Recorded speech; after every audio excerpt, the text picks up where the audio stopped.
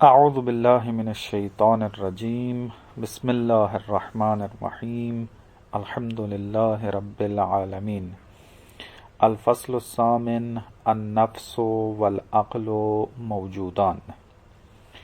ہماری بحث چھٹے مرحلے میں چل رہی ہے اور اس کی 8ویں فصل تک ہم پہنچے ہیں۔ ابھی تک جو ہے وہ ہم جوہر میں بحث کر رہے تھے کہ جوہر جو ہے اس کی 5 قسمیں ہیں: مادہ، جسم، صورت، نفس اور عقل۔ اب تک جو ہے ہم نے مادہ کے بارے میں بحث کر لی، صورت کے بارے میں بحث کر لی اور جسم کے بارے میں جو ہے وہ ہم نے بحث کی۔ آج جو ہے اس فصل میں ہم نے 2 جوہر اور جو ہیں وہ ثابت کرنے ہیں اور وہ ہے نفس اور عقل۔ علامہ طباطبائی پہلے نفس کو ثابت کرتے ہیں اور اس کے بعد پھر عقل کو ثابت کرتے ہیں۔ جب یہ بحث شروع ہوئی تھی ہماری تو وہاں پر مختصر سی تعریف جو ہے وہ نفس اور عقل کی کر دی تھی۔ علامہ یہاں پر بریکٹ کے اندر دوبارہ دہراتے ہیں کہ نفس سے ہماری کیا مراد ہے۔ تعریف ہم نے یہ کی تھی، فلسفے کے اندر جو رائج تعریف ہے وہ یہ ہے کہ نفس ایسا جوہر ہے کہ جو ذاتاً مجرد ہے لیکن فعلاً وابستہ ہے کس کے ساتھ؟ مادے کے ساتھ۔ یعنی اگر اس کی ذات کو مد نظر رکھا جائے، اس کی حقیقت کو دیکھا جائے تو وہ مجرد ہے، لیکن یہ مجرد ذات اپنے اگر اس جہان میں عمل انجام دینا چاہتی ہے یہ ذات، تو یہ محتاج ہے مادے کی۔ جیسے مثلا آپ اپنے اس نفس کو دیکھ لیں کہ یہ حقیقت میں کیا ہے؟ مجرد ہے، لیکن اس عالم مادہ میں رہتے ہوئے دیکھنے کے لیے آنکھ کا محتاج ہے، لمس کرنے کے لیے جو ہے وہ ہاتھ کا محتاج ہے، اور اس طریقے سے باقی جو ہے وہ آپ احتیاجات دیکھ لیں کہ عمل کے اندر، فعل کے اندر مادے کا محتاج ہے، پس ذاتاً مجرد، فعلاً جو ہے وابستہ ہے مادے کے ساتھ۔ اس کو کہتے ہیں نفس۔ اب اس کو ثابت کیسے کرنا ہے؟ علامہ طباطبائی ایک دلیل سے استفادہ کرتے ہیں کہ یہ دلیل جو ہے وہ 11ویں مرحلے میں جا کر زیادہ تفصیل سے آئے گی، کہ جہاں پر ہم عاقل و معقول اس کے بارے میں بحث کریں گے تو وہاں پر یہ جو جس دلیل کے ساتھ نفس کے وجود کو ثابت کر رہے ہیں، اس دلیل کی تفصیل وہاں پر آئے گی، لیکن مختصر طور پر جو کہ اس مقام پر علامہ نے بیان کی ہے آپ کی خدمت میں بیان کرتے ہیں۔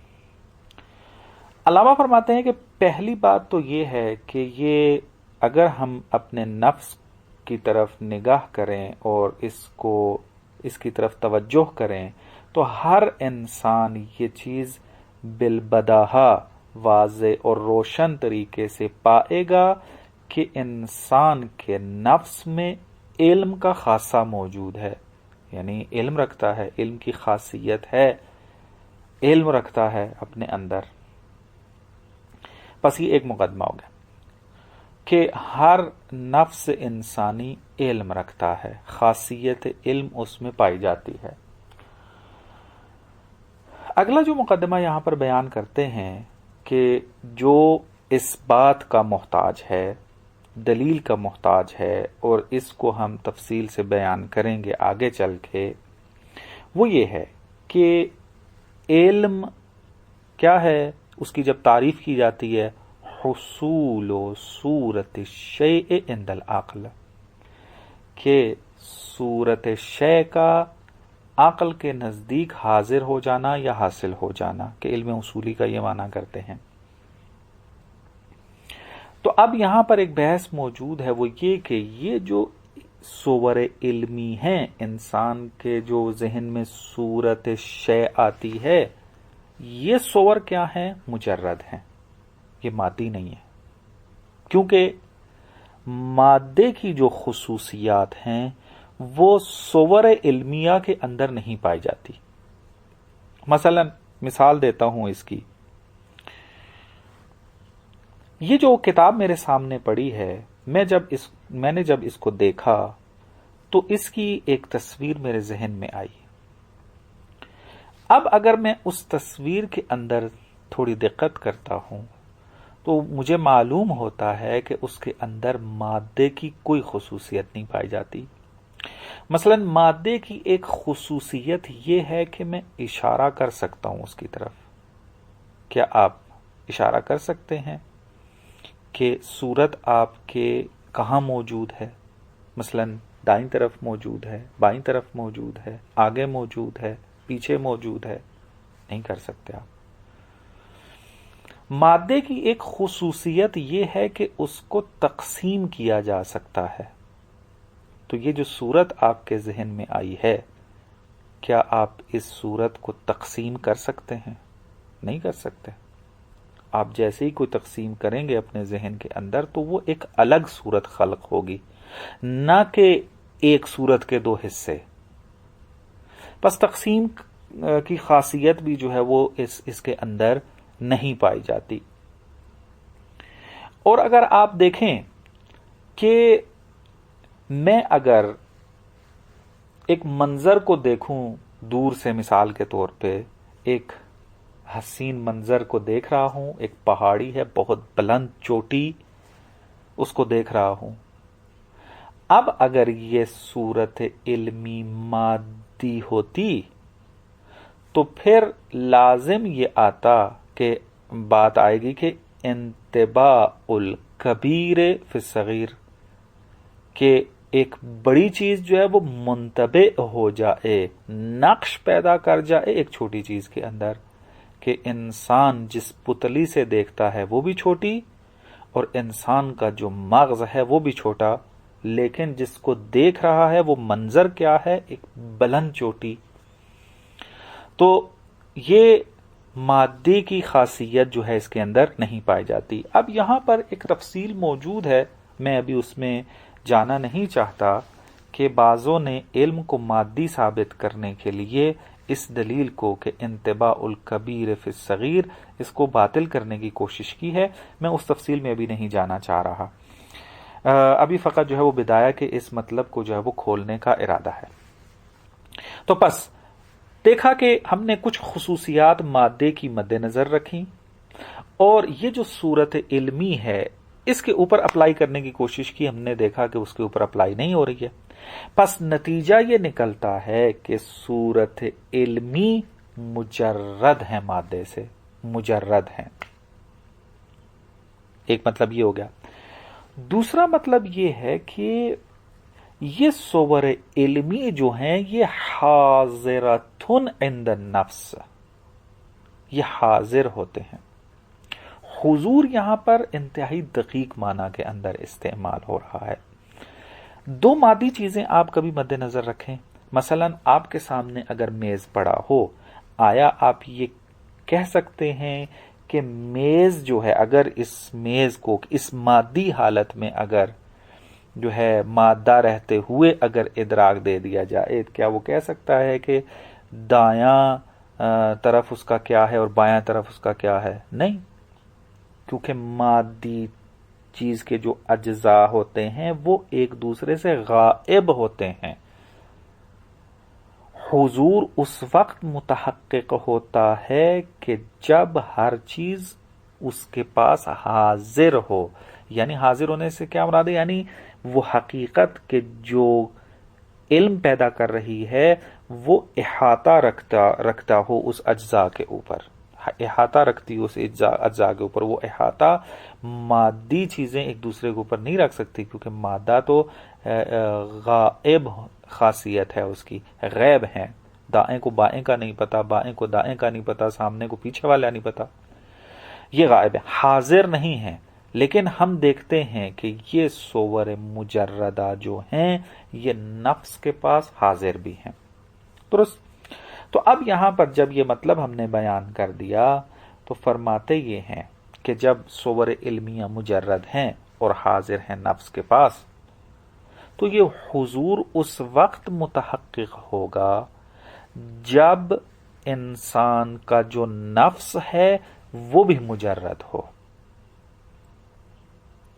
یعنی جہاں پر یہ علم جو ہے آ رہا ہے، محل جو آ رہا ہے، محل میں ایک تعبیر استعمال کر رہا ہوں اگرچہ یہ مادی بو دیتا ہے، لیکن بہرحال جو چونکہ علم جو ہے وہ نفس کے اندر آتا ہے، تو نفس کا بھی مجرد ہونا جو ہے وہ کیا ہے، ضروری ہے. نفس کا مجرد ہونا ضروری ہے. کیوں؟ اگر نفس جو ہے وہ مجرد نہ ہوا تو پھر یہ انسان کبھی بھی عالم نہیں بن سکتا، کیونکہ مجرد چیز کبھی بھی مادی چیز میں نہیں آتی. مجرد ہمیشہ مجرد ہی کے پاس حاضر ہوتا ہے. مادے کے اندر یہ صلاحیت نہیں ہے کہ وہ مجرد کو قبول کرے. بس اگر علم مجرد ہے تو یہ علم جس کے پاس حاضر ہوگا وہ بھی مجرد ہونا چاہیے. بس علم کے تجرد کے ذریعے نفس کے تجرد کو جو ہے وہ ثابت کیا جاتا ہے، کہ اس کی تفصیل عرض کیا کہ یہ بعد والے مراحل میں جو ہے وہ آئے گی، کہ 11واں مرحلہ جو ہے وہاں پر اس کی طرف جو ہے وہ اشارہ ہوگا، اس کے علاوہ بھی شاید کسی جگہ اشارہ ہو. تو اب نفس جو ہے وہ مجرد ہو گیا. بس تعریف کا یہ حصہ کہ نفس کیا ہے، ذاتاً مجرد ہے، وہ ثابت کر دیا. اب دوسرا حصہ جو ہے وہ ثابت کرنا ہے کہ یہ نفس مجرد ہونے کے ساتھ ساتھ جوہر بھی ہے. جوہر کو کیسے ثابت کریں گے؟ علامہ فرماتے ہیں اس طریقے ثابت کریں گے کہ ہم دیکھتے ہیں کہ یہ نفس صورت ہے ایک ایسی نوع کے لیے کہ جو جوہر ہے. مثلا نوع انسان کو اگر مد نظر رکھیں کہ بات جو ہے وہ نفس کی ہو رہی ہے، نفس ناطقہ کی، تو نفس ناطقہ صورت ہے کس کے لیے؟ نوع انسان کے لیے. اور نوع انسان کیا ہے؟ جوہر ہے. جب نوع انسان جوہر ہے تو پھر اس کی جو فصل ہوگی، اس کی جو صورت ہوگی، اس کا بھی جوہر ہونا لازم ہے. کیونکہ یہ ایک بحث ہے فلسفے کے اندر کہ نوع جوہری کے جو اجزاء ہوتے ہیں اس کا بھی جوہر ہونا جو ہے وہ ضروری ہے. بس اس قاعدے کی بنیاد پر ہم یہ کہیں گے کہ نفس چونکہ صورت ہے نوع جوہری کے لیے، تو پھر اس اعتبار سے صورت الجوہر جوہرن، تو جوہر کی صورت بھی کیا ہونی چاہیے؟ جوہر ہونی چاہیے. بس اس طرح نفس کا جوہر ہونا بھی ثابت ہو جاتا ہے. بس دو چیزیں ثابت ہو گئی کہ نفس مجرد ہے اور نفس جو ہے وہ جوہر ہے. تیسری چیز جو ہے یہاں علامہ بیان نہیں کرتے، اس کی وضاحت واضح ہونے کی وجہ سے، وہ یہ ہے کہ انسان کا یہ نفس کو جو ذاتاً مجرد ہے اور جوہر ہے، یہ اپنے فعل و عمل کے اندر مادے کا محتاج ہے. چونکہ انسان بالوجدان درک کر رہا ہے، جیسے میں نے مثالیں بھی دی، اب اپنے اندر جو ہے وہ اگر تھوڑا سا تفکر و دقت کریں تو یہ مطلب آپ کو پتہ چل جائے گا. بس یہ تین چیزیں جو ہیں وہ ثابت ہو جاتی ہیں اور یہ نتیجہ نکل آتا ہے کہ نفس جو ہے وہ وجود رکھتا ہے، اور نفس جو ہے وہ جوہر مجرد ہے مادہ سے ذاتاً، اور عملاً جو ہے وہ فعلاً جو ہے وہ مادے کے متعلق ہے. یہ ایک مطلب ہے. اس کے بعد جو ہے وہ عقل کی طرف آتے ہیں کہ اس عبارت کو پڑھ لیں، پھر عقل کی بحث کو پڑھتے ہیں. فرماتے ہیں کہ اما النفس وہی الجوہر المجرد من المادۃ ذاتاً المتعلق بہا فعلاً، کہ نفس اس جوہر کو کہتے ہیں کہ جو مادے سے ذاتاً مجرد ہو، یعنی حقیقت اور ذات کے اعتبار سے، المتعلق بہا فعلاً، اور وہ متعلق ہو مادے کے ساتھ فعلاً، عمل کے اندر. یہ نفس ہے. فَلِمَا نَجِدُ فِي النُّفُوسِ الْإِنسَانِيَّةِ مِنْ خَاصَّةِ الْعِلْمِ وَسَيَأْتِي فِي مَرْحَلَةِ الْعَاقِلِ وَالْمَعْقُولِ. کہتے ہیں کہ کیونکہ ہم پاتے ہیں نفوس انسانی کے اندر خاصیت علم کو، یہ چیز ہم پاتے ہیں۔ وسیاتی فی مرحلۃ العاقل والمعقول، اور پھر ان قریب مرحلہ عاقل و معقول جو کہ 11واں مرحلہ ہے، اس کے اندر یہ مطلب آئے گا، اور ہم اس بات کو تفصیل سے ثابت کریں گے کہ ان الصور العلمیۃ مجردۃ من المادۃ، کہ صور علمی جو ہیں وہ مادے سے مجرد ہوتی ہیں، موجودۃ للعالم، عالم کے لیے موجود ہوتی ہیں، حاضرۃ عندہ، اور اس عالم کے لیے، اس عالم کے نزدیک حاضر ہوتی ہیں، کہ چونکہ اس کی تفصیل میں نے بیان کر دی ہے، اب دوبارہ عبارت میں اس کی وضاحت نہیں کرتا۔ یہ بات ہم وہاں جا کر ثابت کریں گے کہ صور علمیہ مجرد ہیں۔ وَلَوْلَا تَجَرُّدُ الْعَالِمِ بِتَنَزُّهِهِ عَنِ الْقُوَّةِ وَمَحُوزَتِهِ فِي الْفِعْلِيَّةِ لم یکن معنی لحضور شیء عندہ، اگر عالم کا تجرد ہونا، مجرد ہونا قوہ اور استعداد سے، یہ جو ہے وہ نہ ہو اگر، ومحوزتہ فی الفعلیہ، اور وہ محض فعلیت نہ رکھتا ہو، لم یکن معنی، تو پھر اس مطلب کا کوئی معنی نہیں بنتا کہ ایک شے عالم کے پاس حاضر ہوئی ہے، کیونکہ حضور اس وقت معنی رکھتا ہے کہ جب کیا ہو، عالم جو ہے وہ مجرد ہو، چونکہ مجرد کے پاس حاضر ہوتا ہے، نہ کہ مجرد مادے کے پاس حاضر ہوتا ہے۔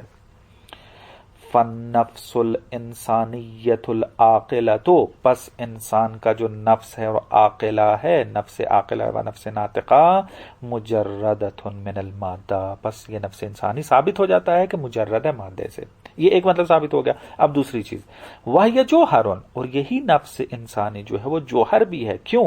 لِكَوْنِهَا صُورَةً لِنَوْعٍ جَوْهَرِي، کیونکہ یہ صورت بنتا ہے یہ نفس ناطقہ نوع جوہری کے لیے، وَصُورَةُ الْجَوْهَرِ جَوْهَرٌ عَلَى مَا تَقَدَّمَ، فصل دوم کے اندر اسی مرحلہ کی دوسری فصل میں اس کے اوپر مختصر سی بحث ہوئی ہے، اور اس کے تناظر میں یہ بات ثابت ہوتی ہے کہ جوہر کی جو صورت ہے وہ خود بھی کیا ہے، جوہر کہلائے گی، کیونکہ بیان کیا کہ نوع جوہری کے اجزاء بھی کیا ہونے چاہیے، جوہری ہونے چاہیے، غیر جوہر جو ہے اس کا جز نہیں بن سکتا۔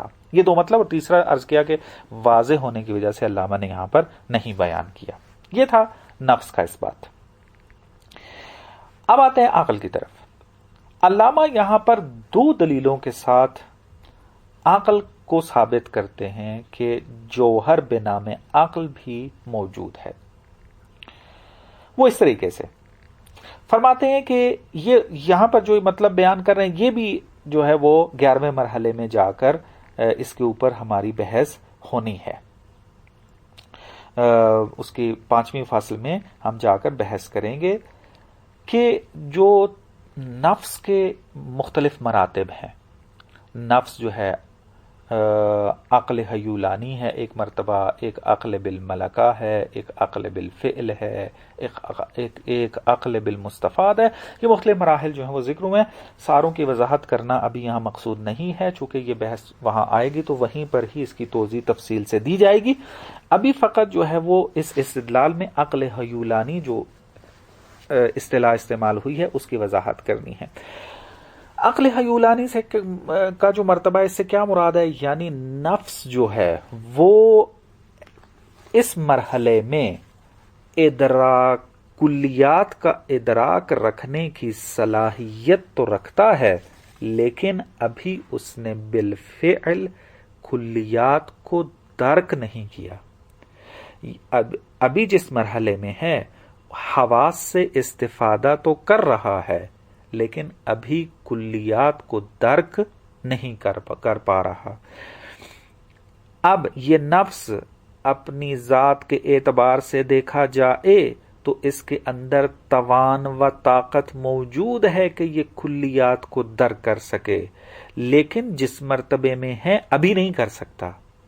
ذرا نفس تھوڑا سا مزید جو ہے وہ ترقی کر لے، اگلے مرحلے میں آ جائے، تو یہی نفس جو ہے وہ کلیات کو درک کرے گا. لیکن ابھی جو پہلا مرحلہ ہے نفس کا، اس کے اندر یہ کلیات کو درک نہیں کر پا رہا.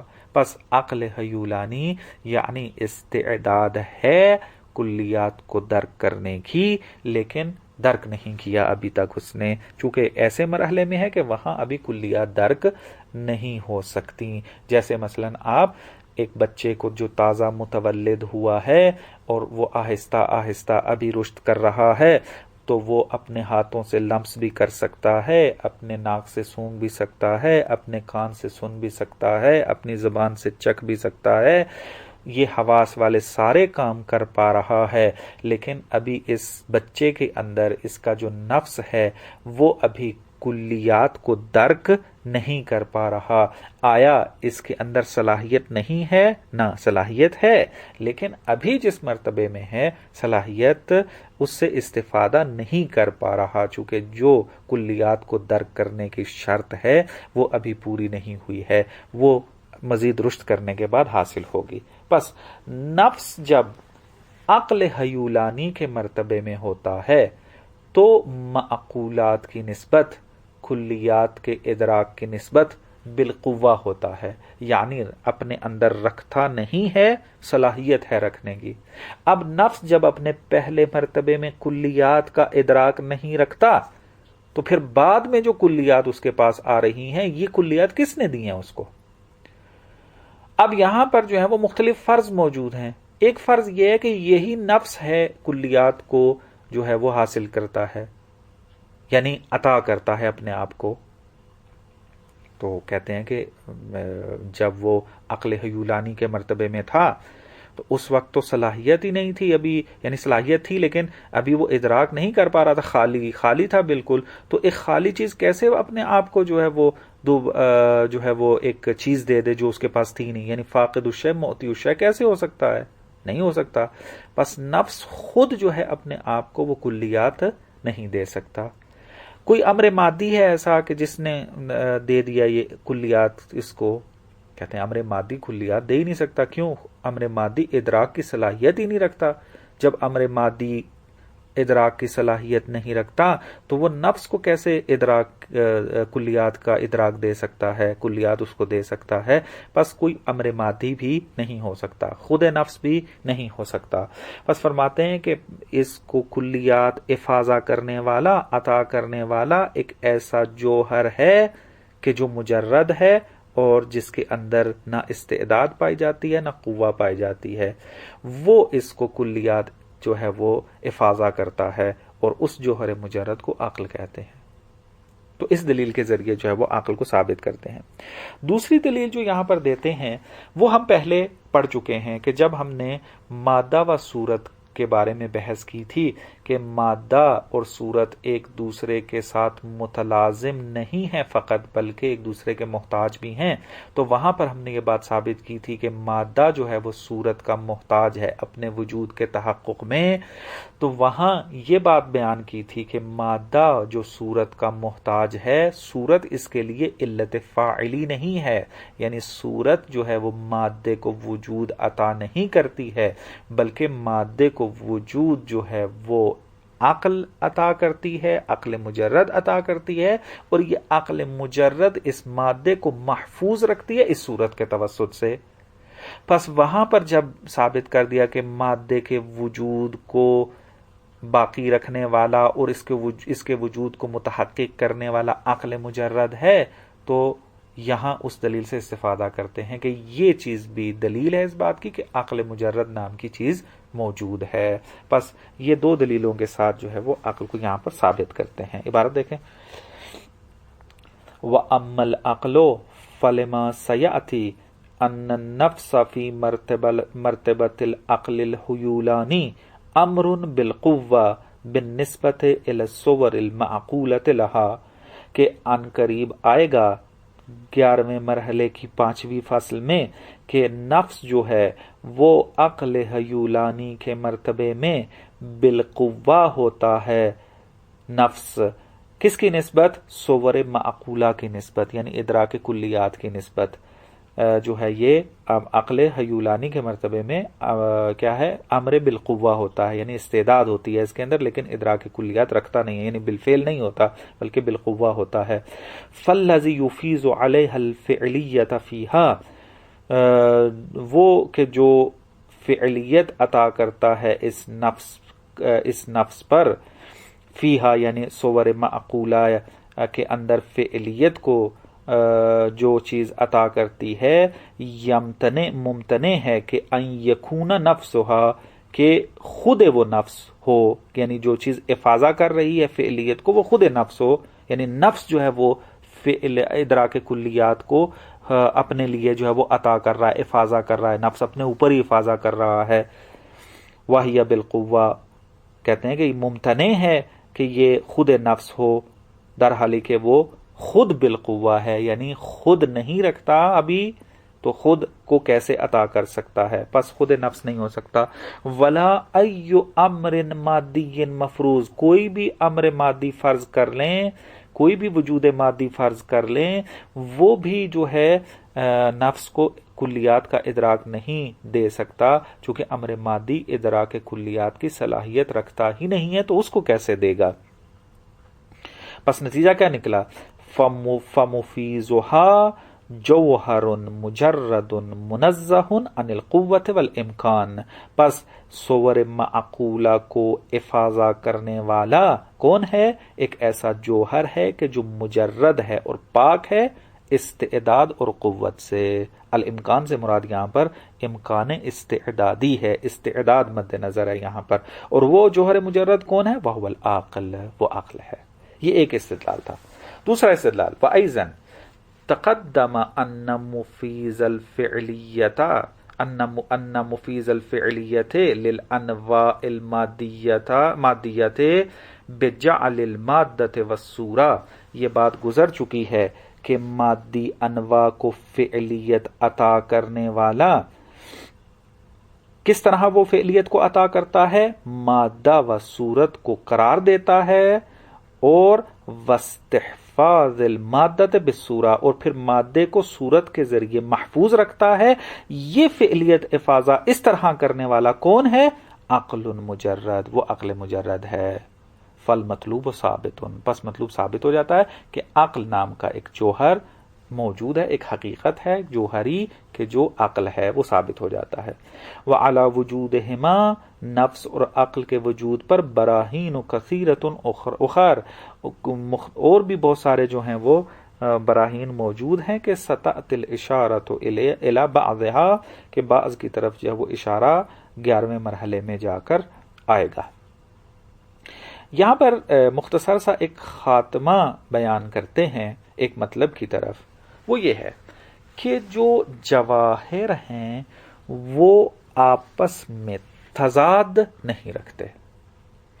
تضاد ایک مرتبہ عرفی معنی میں استعمال ہوتا ہے اور ایک مرتبہ جو ہے اصطلاحی و منطقی معنی ہے اس کا۔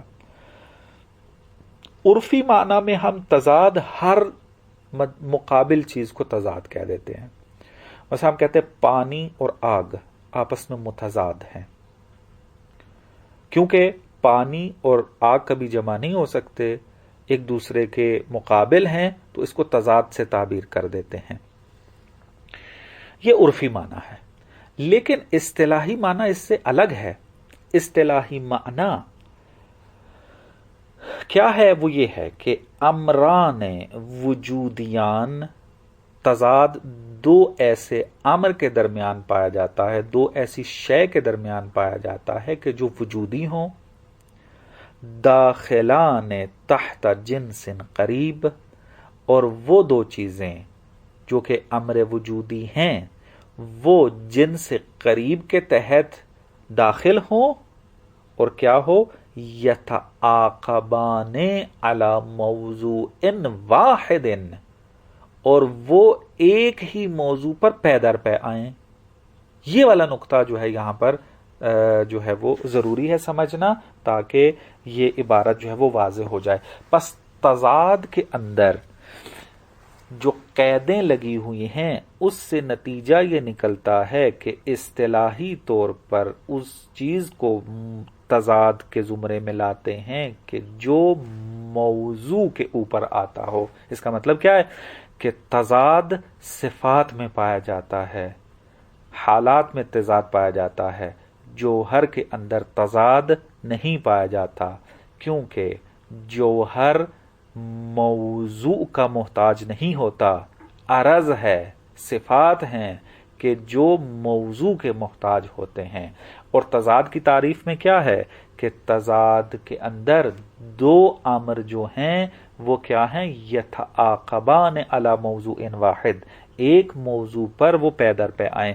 مثلا ایک موضوع اگر ہم یہ کتاب لے لیں، اس موضوع کے اوپر اگر سفیدی ہے تو سیاہی نہیں ہوگی، اگر سیاہی ہے تو سفیدی نہیں ہوگی.